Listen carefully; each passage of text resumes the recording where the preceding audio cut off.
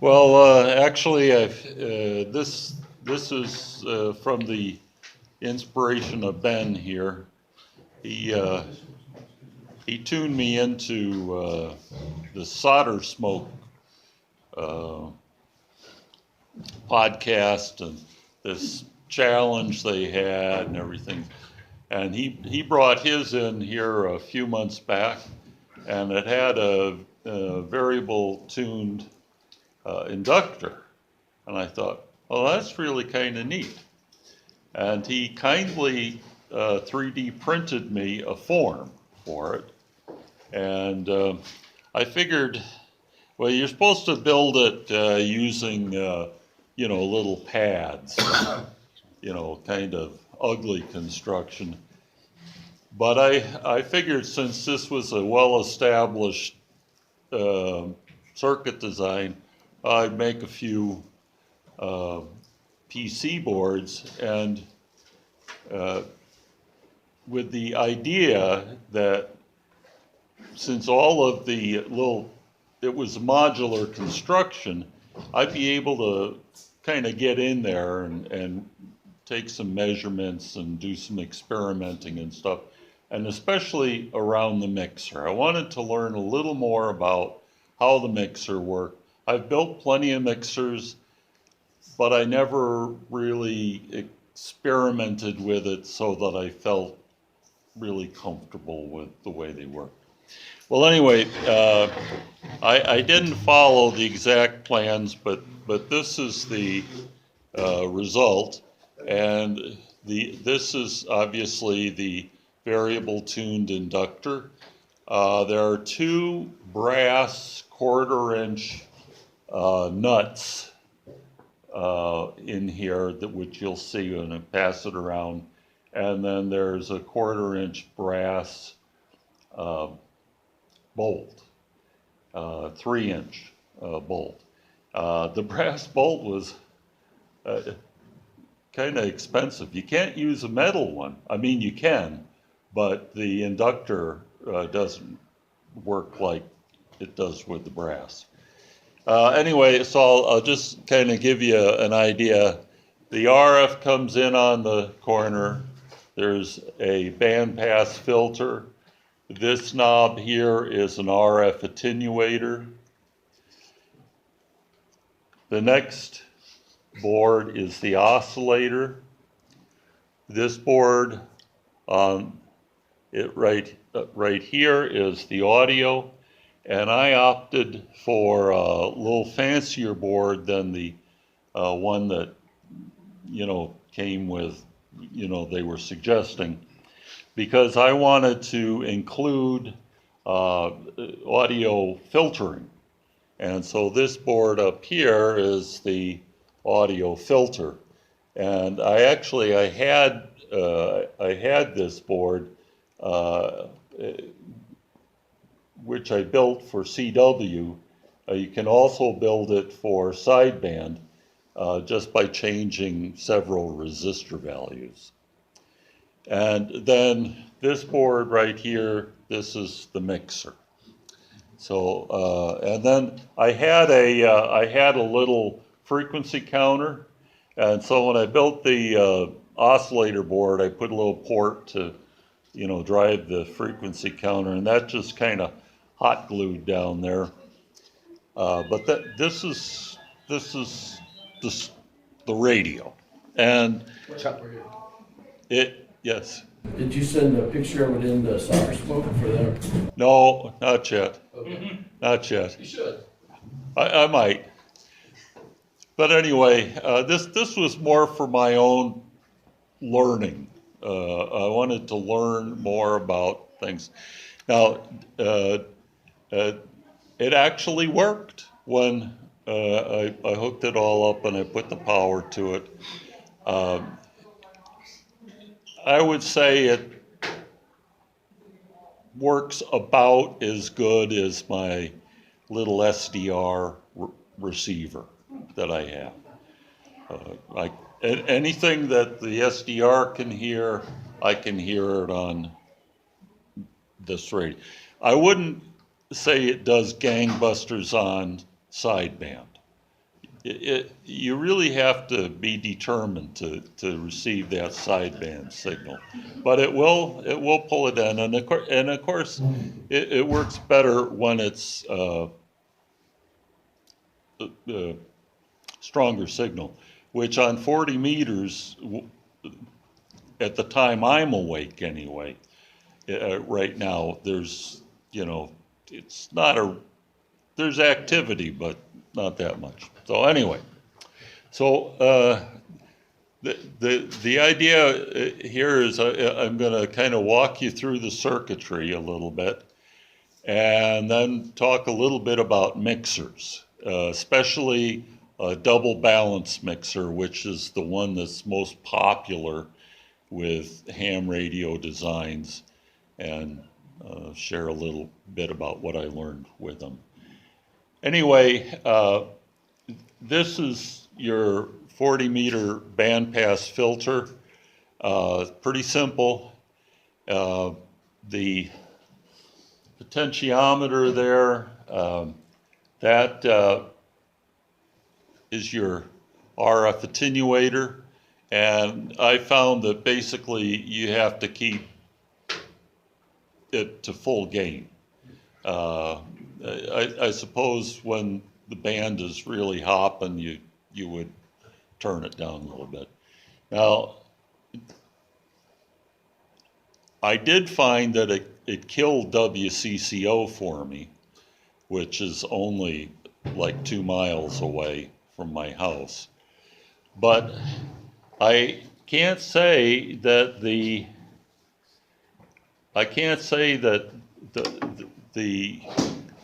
bandpass filter is really sharp. It's not. And so here is about 7.3, and here's about 7.1, and you can see that it doesn't have a very sharp skirt or anything. So the one thing I think that the radio would benefit from is a good pre-selector. But it does, like I say, it does filter out WCCO. If I bypass the bandpass filter, I don't hear anything but that radio station. So it's got a wide response. It does kill the AM band, and I think it would benefit from a good pre-selector, which I have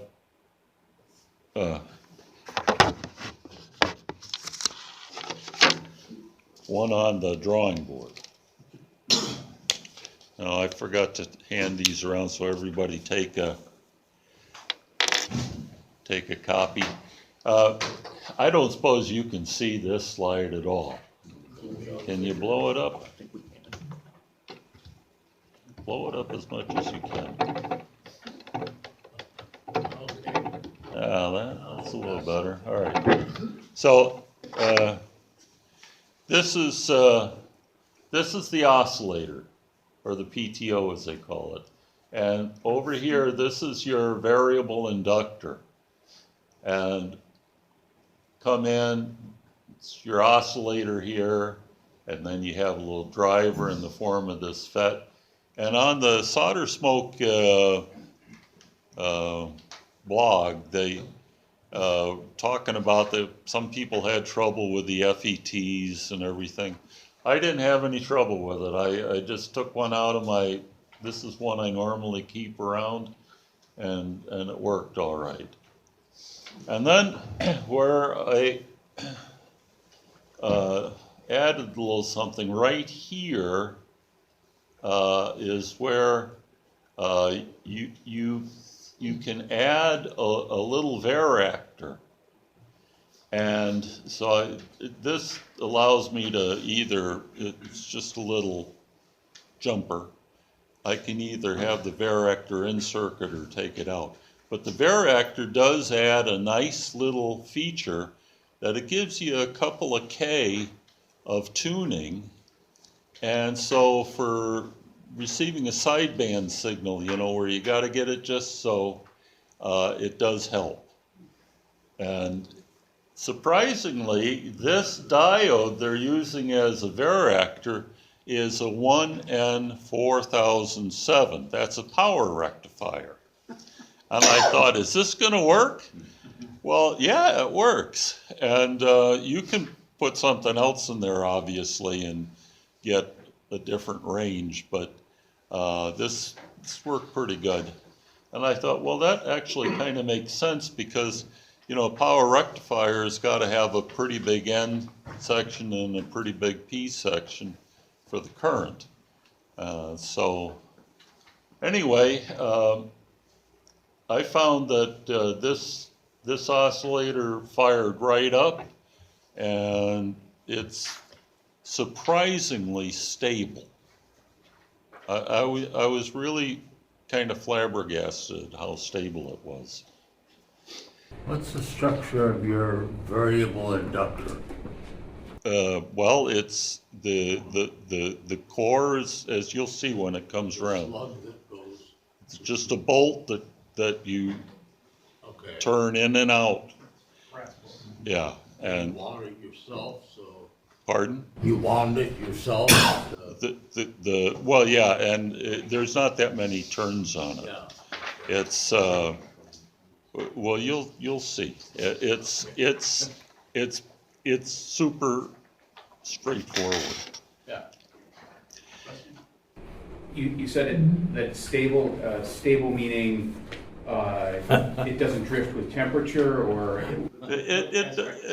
Yeah, when I say stable, I mean I'm in my basement and I got a frequency counter on it, and it pretty much stays where it's supposed to.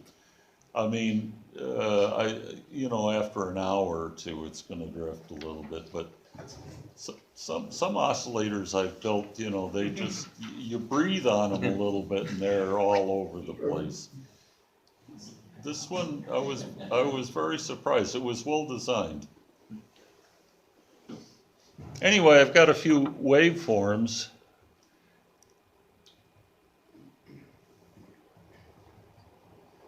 Here's the output, and you can see it's kind of sinusoidal, and so that's the output going to the mixer now. And then this one here, this is the base. Sometimes this is the base of the oscillator. Can we? Oh, we want small? Okay.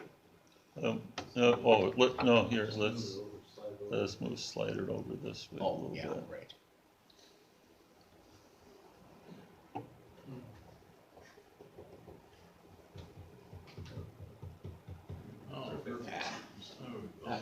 All right.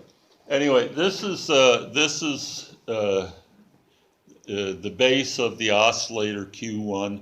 And sometimes with some oscillators, you put your scope probe on there and it loads it down and you don't see anything, and you wonder, well, is this thing oscillating or not?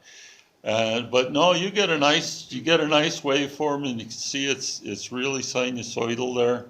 So That waveform that you showed us before that was kind of jiggly, yeah, that's what you get after you go through the transistor, you're taking off the emitter of a transistor.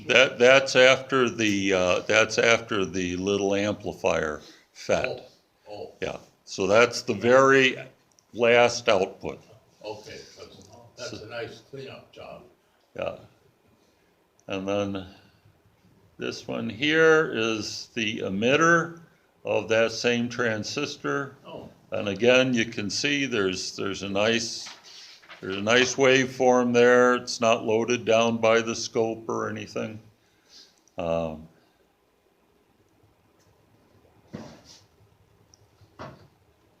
Now this is at the gate of the FET Q2, and it's a nice sinusoidal signal.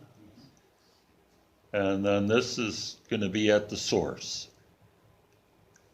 Again, And of course, we're taking the output off the drain, and there's an inductor there, so, you know, I believe that's what gives it a little bit of that jagginess to the sine wave.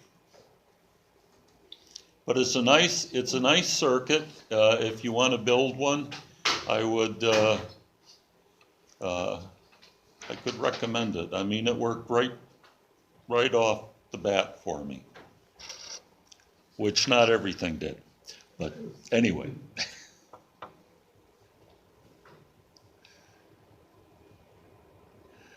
Now, let's talk about the mixer because, okay, we take the output of the oscillator and we go to the mixer. And there's 4 types of mixers that I'm gonna mention, but only one that we're gonna really look at. This one here is a single diode mixer. And this is your RF signal, this is your local oscillator signal.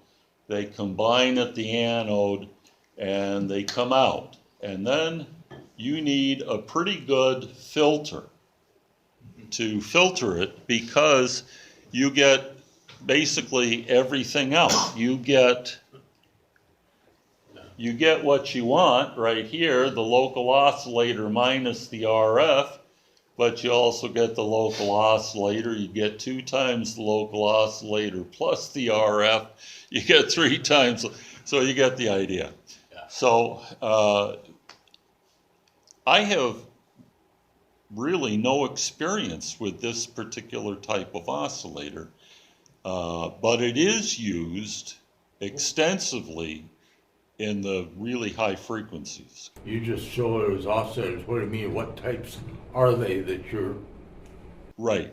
So, well, there's all kinds of mixers. There's active mixers. Some mixers are just a FET where the RF comes in on the gate and the local oscillator comes in on the source and it outputs out of the drain. I mean, there's just all kinds of them. But the circuits you showed.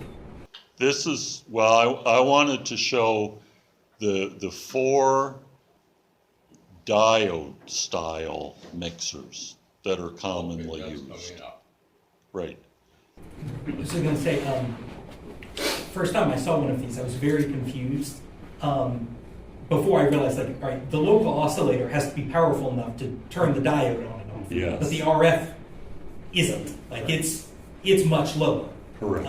And for some reason, that didn't go through my thick head the first time. I was like, this doesn't make any sense at all. Of the diode style mixers, this style requires the least amount of local oscillator power, but you still have to be able to turn your diode on. So almost always they're Schottky type diodes. Now then we get to a double balanced mixer. Make this a little smaller.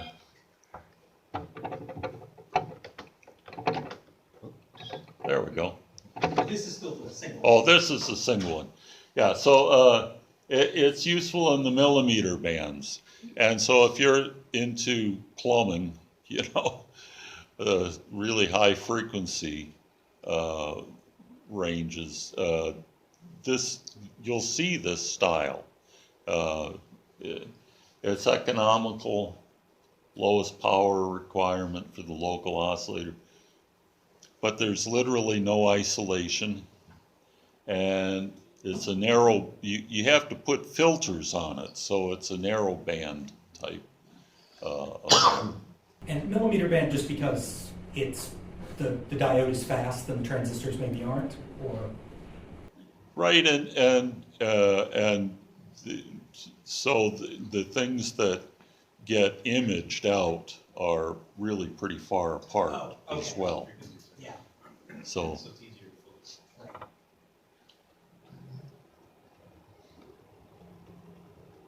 now we'll do the single balanced diode mixer, and I was gonna mention that, I don't know, that previous diagram, I drew that by hand, at some point.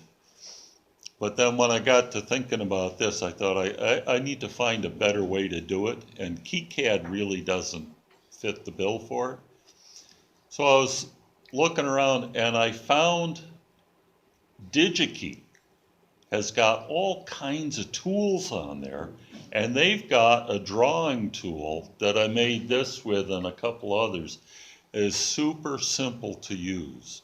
So you might want to look, if you aren't already aware of what they've got to offer. They've got filter calculators and all kinds of stuff. But anyway, with this is the next style, single balance diode mixer.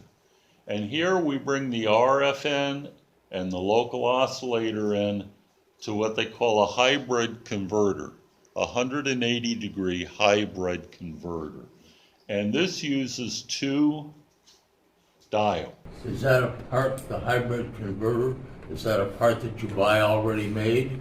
It's generally a transformer that you wind. Okay. Yeah. So it's Gen- it's gen- yeah, it's generally a transformer. Yes. You're doing phase shifting is what it does, right? Correct. Yeah. Correct. You're gonna do 180 phase shift. Yeah. And the beauty of this diode mixer is that it cancels the local oscillator, but it does not cancel the RF. All right, the RF comes through, but the local oscillator gets canceled.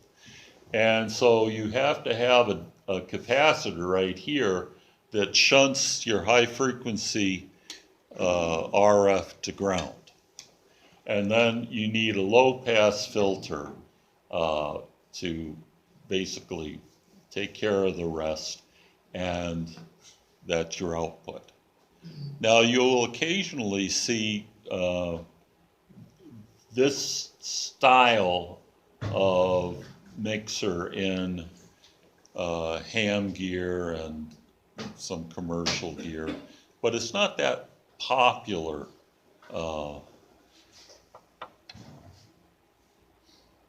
So here are the pros. It's the lowest local oscillator power for the balance type mixers, and we're going to look at two more balance type mixers. So there's a double balanced, and there's also a triple balanced. And the other thing is it suppresses AM noise from the local oscillator, and you can isolate either the RF or the local oscillator without filtering, but almost always it's the local oscillator, as I've seen. And it's less linear than a double balanced, which is the most popular.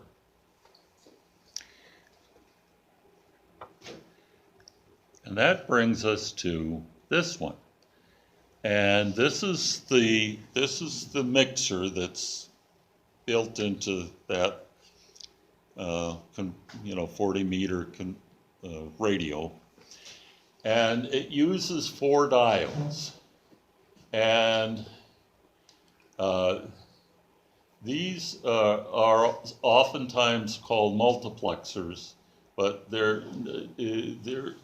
it's basically it's a transformer is what it is. Now, what's interesting about this mixer is that the local oscillator can come in here or it can come in here. You can mix the RF and the local oscillator inputs, no difference. And I did that, no difference. So it's kind of neat. Now this RL, in our radio, this is where the audio comes out. That's where your audio is, and so let's see how this might work. This is all done with that tool done from DigiKey. Yeah, except the arrows I did with colored pencils. Well, you can draw a straighter line than I ever could. Anyway, so let's consider that the local oscillator comes in on the right side and the RF comes in on the left side. And so they're both AC signals, right? So okay, let's look at the local oscillator. Local oscillator comes in and goes to ground, right? And then that causes the voltage, positive voltage here, which moves over to here to this diode, all right? And it forward biases that diode. Now, to Ben's point, the local oscillator's got to be large enough in amplitude to forward bias the diode. So if you fall below that, threshold, if you only have like 0.3 of a volt or something like this. And by the way, I used 1N4148 diodes. So you need about 0.6 of a volt to forward bias it. All right, it forward biases this diode. Now the RF, let's say the RF is going this way and outputs a voltage here. And that comes around and it combines here. And then it gets forward biased this way and comes around this way through the center tap, and there's your audio right there. Okay? Now let's do it the other direction.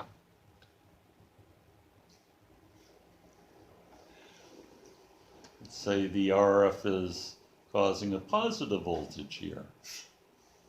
And that causes RF to be applied to this point. Whereas your local oscillator is now going in the other direction. And this outputs over here, comes up, forward biases this guy, combines, forward biases through the transformer, through the center tap, and out. And that's the signal flow in that direction. So one of the things I wanted to know was, well, how's this actually look? Because I never actually scoped, all these years, I never actually scoped, one of these circuits. So, well, first I guess we got to get to this. So the pros of this and why it's so popular is it isolates the RF and the local oscillator. So you don't get that out. I put my spectrum analyzer at the output.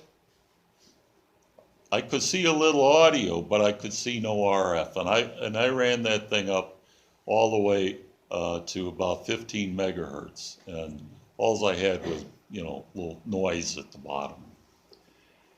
It's more linear, it's broadband, there's less conversion loss, and as we already mentioned, you can swap the RF and the local oscillator outputs. However, it does require a little higher level of your local oscillator. Now, I forgot to get this out and pass it around. This little gizmo here is an SBL1 from Mini Circuits. And it is the exact circuit that we're talking about. And I've used this many times over the years, and it works great. So it's got 2 transformers and 4 diodes in it? Correct. Okay. And I'll pass that around. And they're, I don't know, $10 or something like that. And you can still buy them. And Mini Circuits actually makes other 4-ring diode mixers as well that you can get. Now, this is the local oscillator at the diode, the anodes of D4 and D2, and you can see they're 180 degrees out of phase here, which is what we would expect. And then I thought, well, you know, it would be kind of fun, because you can't see, my scope anyway, if I put it on the RF input, I can't see any RF because it's too small, right? So I thought, well, I'm going to take my signal generator, I'm going to jack that up to a level that I can see it. So that's what I did. And now, this is showing the upper waveform, that's the local oscillator. And the lower waveform that looks a little funky is the RF signal modulated by 1 kilohertz.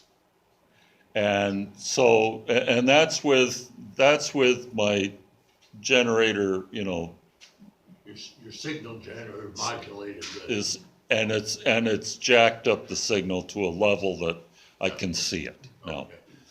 Yeah, and so I thought, well, this is interesting, and I thought to myself, well, I should see this thing 180 degrees out of phase, but as you can see, it's not quite. Yeah. So, but I got a nice tone out of the output, so, yeah, anyway.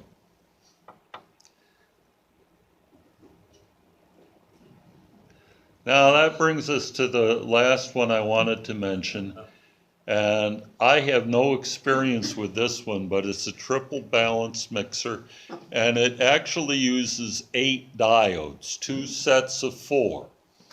And it requires 3 transformers instead of 2. And I found in the reading that I did, it provides the best linearity, but because it's got 8 diodes, it also requires the most local oscillator power. So anyway, that's the 4 diode styles. You have a schematic of that? I don't have one in the presentation, but yeah, you can find one easy enough. And if you go to the Mini Circuits website, Yeah. they have a very nice tutorial on diode Covering mixers. triple diode. Yes. I've heard Yes. of one before. Yeah. So, The handbook has a picture right in here of it. Oh, good. Is that the ERO one? Yeah. Okay. so anyway, those are the mixers right there.